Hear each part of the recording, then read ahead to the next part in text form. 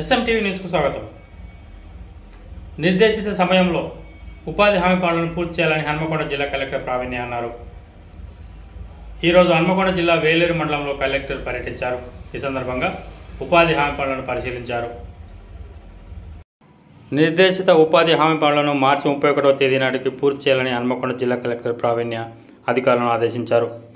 మంగళవారం హన్మకొండ జిల్లా వేలేరు మండలం పీచరలో 2.80 లక్షల వ్యయంతో నిర్మిస్తున్న రైతుల పంట ఫామ్ పాండును 84,000తో నిర్మిస్తున్న పాడి పశువుల షెడ్డులను కలెక్టర్ పరిశీలించారు.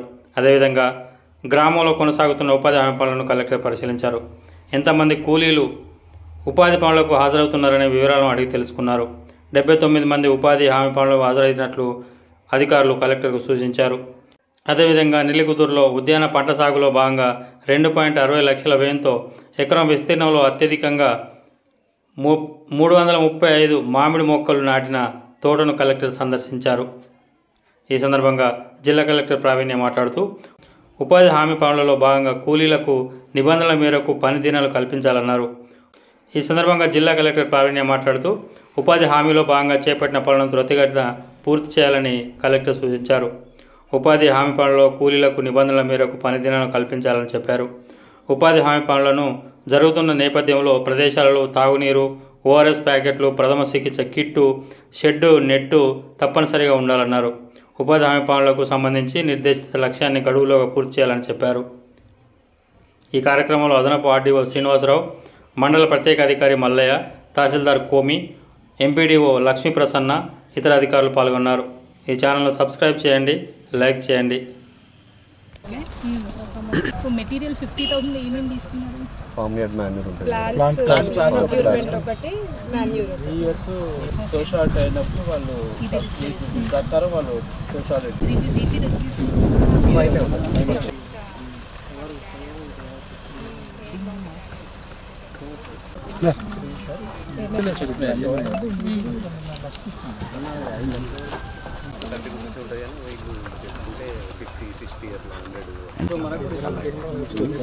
ఇది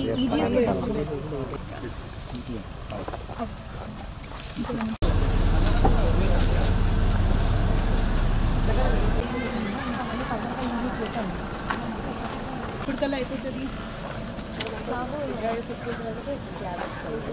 మార్చ్ 15 వరకు స్టార్ట్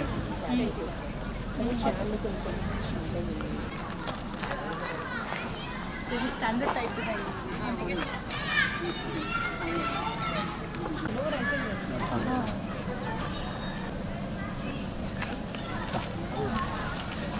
వేలేరు మండల్లో పీచరా గ్రామం అలాగే మల్లికుదిర్ల గ్రామం విజిట్ చేయడం జరిగింది. First NREGA works, EDS works ఏవైతే ఆన్గోయింగ్ ఉన్నాయో అవి విజిట్ చేసి మనం లేబర్ టర్న్అవుట్ ఎంతమంది వస్తున్నారు, ఏజ్ కాంపనెంట్, మెటీరియల్ కాంపనెంట్, మనం ఈ ఫైనాన్షియల్ ఇయర్లో ఏవైతే వర్క్స్ తీసుకున్నామో వాటి ప్రోగ్రెస్ అనేది చూడటం జరిగింది. ఒక క్యాటిల్ షెడ్, అలానే ఒక farm pond development, GP building and horticulture కింద టేకప్ చేసిన ప్లాంటేషన్స్ ఇవన్నీ కూడా చూసి అక్కడున్న ఎవరికైతే బెనిఫిషరీస్ ఉన్నారో వాళ్ళతో అలానే వేజ్ సీకర్స్తో కూడా మాట్లాడటం జరిగింది. రెండోది అంగన్వాడీ సెంటర్స్ 2 పీచరా గ్రామంలో ఏవైతే ఉన్నాయో అవి విజిట్ చేయడం జరిగింది.